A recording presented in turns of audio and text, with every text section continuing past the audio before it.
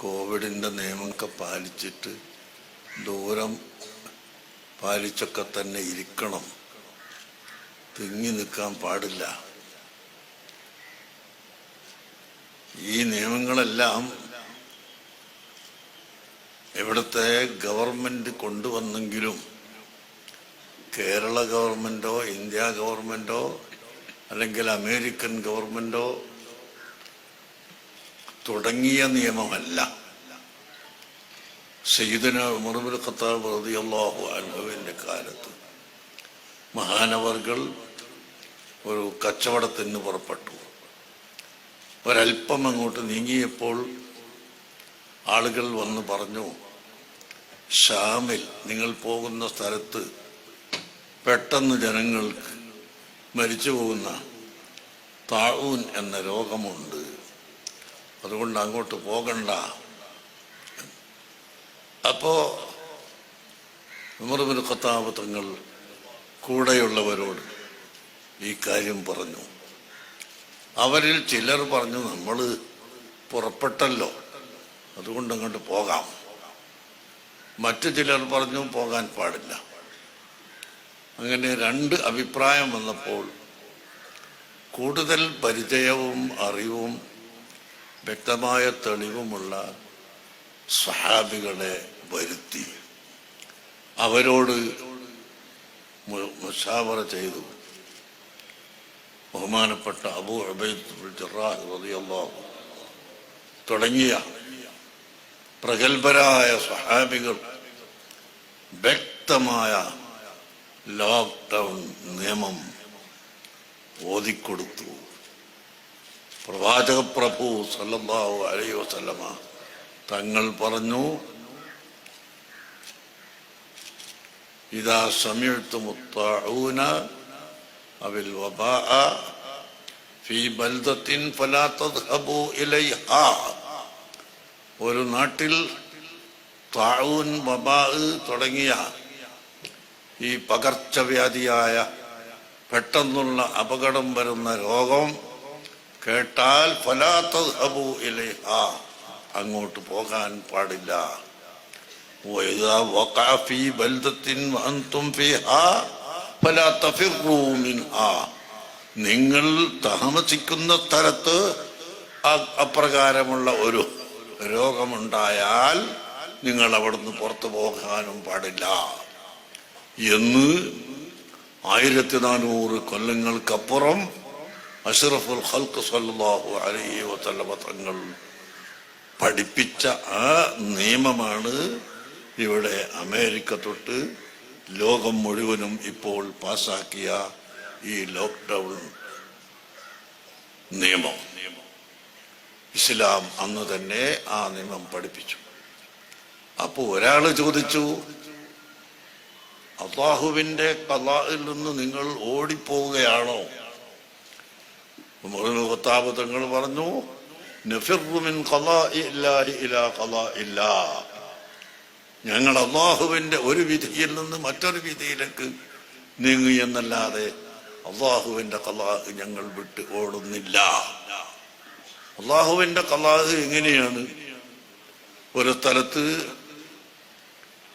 ആട്ടിൻകൂട്ടത്തിന് ചൊറി പിടിച്ചു, രോഗം പിടിച്ചു എന്ന് പറഞ്ഞപ്പോ അതുകൊണ്ട് ഞങ്ങൾ ഇതിനെ കൊണ്ടൊക്കെ പോവുകയാണ്, ഇല്ലാത്ത ആടിനെയും കൊണ്ട് വേറെ സ്ഥലത്തൊക്കെ പോകാന്ന് പറഞ്ഞപ്പോ റസൂലുള്ളാഹി ചോദിച്ചു, വമൻ അജ്റബൽ അവ്വല, ആദ്യത്തെ ആടിനാരാ പകർച്ച കൊടുത്തത്? ആദ്യത്തെ ആടിന് ഈ രോഗം ഉണ്ടായല്ലോ, അപ്പൊ അവിടെ പകർച്ചയായിട്ടല്ലല്ലോ ഉണ്ടായത്. അങ്ങനെ ഒരു ഹദീസ്. മറ്റൊരു ഹദീസ്, ഫിർറ മിനൽ മജ്ദൂബ് കമാ തഫിറു മിനൽ അസദ്.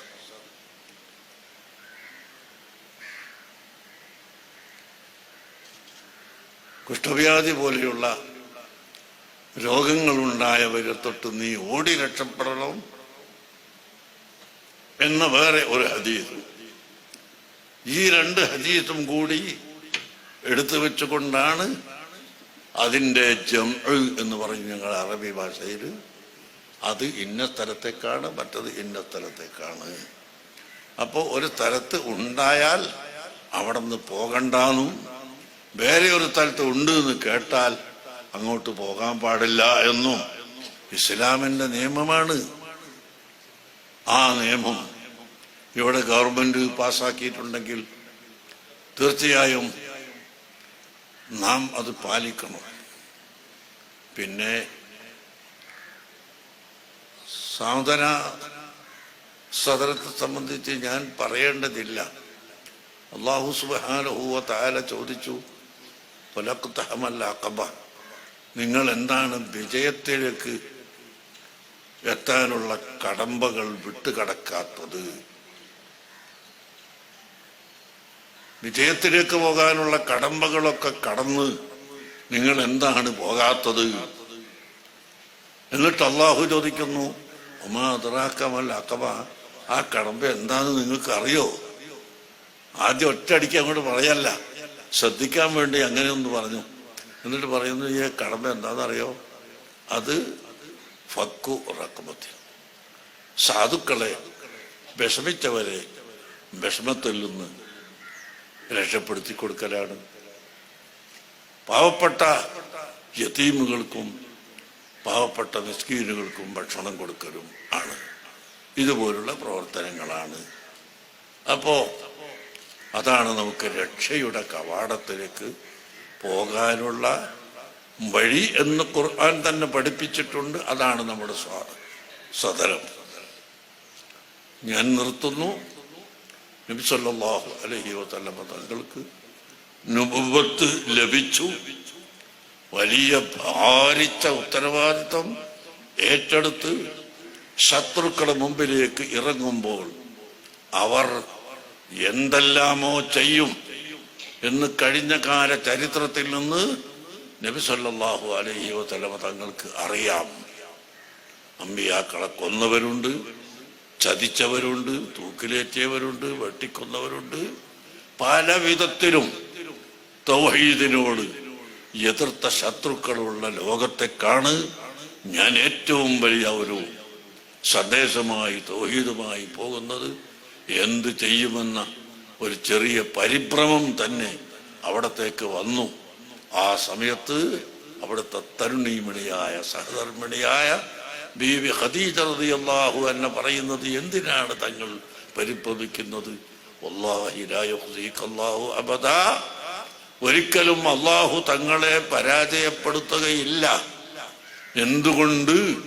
ഇന്നക ലതഹ്മിലുൽ കല്ല വതക്സിബുൽ മഅദൂമ വതത്ഖുൽ ഹദീഥ വതസിലുർ റഹിമ വതുഈനു അലാ നവാഇബിൽ ഹഖ്. തങ്ങൾ പരിഭ്രമിക്കണ്ട. ഒന്ന്, പാവപ്പെട്ടവരെ സഹായിക്കുക. പാവപ്പെട്ടവരെ സഹായിക്കുക എന്നല്ല പടം പറഞ്ഞത്, നമ്മുടെ സാധനം പോലെ ഏറ്റെടുക്കുക എന്നാണ്. ഇല്ല, എനിക്കൊരു വിഷമമുണ്ടെന്ന് പറഞ്ഞവർ ആ വിഷമമുള്ള ആളെ ഏറ്റെടുത്തിട്ട് ഒരു വഴിയിലേക്ക് തിരിച്ച് എത്തിക്കേണ്ട സ്ഥലത്ത് എത്തിക്കൊള്ളുക. അങ്ങനെ 40 കൊല്ലം ഇവിടെ പിന്നക്കല തഹ്മീലുൽ കല്ല, വിഷമിച്ചവരെ ഏറ്റെടുത്ത ആളാണ് തങ്ങൾ. ചാർച്ച ബന്ധം ചേർത്തിയ ആളാണ് തങ്ങൾ. കളവ് പറയാത്ത ആളാണ് നബിയെ തങ്ങൾ. സത്യത്തിന് മാത്രം കൂട്ടുനിൽക്കുന്ന ആളാണ് നബിയെ തങ്ങൾ. ഇങ്ങനെ ഈ 4 ഗുണങ്ങൾ ഒരു മനുഷ്യനിലുണ്ടായാൽ അവനെ അല്ലാഹു പരാജയപ്പെടുത്തുകയില്ല. അപ്പൊ തങ്ങൾക്ക് ഇവിടെ പരാജയപ്പെടുമോ എന്നൊരു പേടിക്ക് ആവശ്യമില്ല എന്ന് പറഞ്ഞ് സമാധാനിപ്പിക്കുന്നു.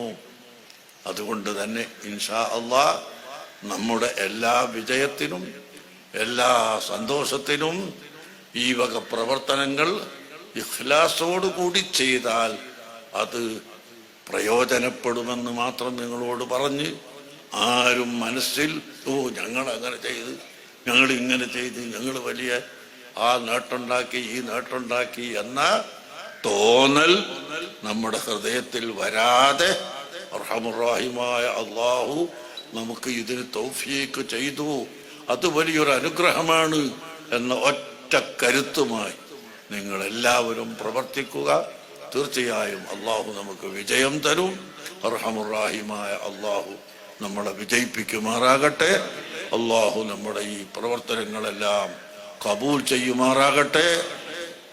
വബാ എന്ന രോഗം അള്ളാഹു നമ്മുടെ നാട്ടിൽ നിന്ന് എത്രയും പെട്ടെന്ന് എടുത്തു കളയുമാറാകട്ടെ.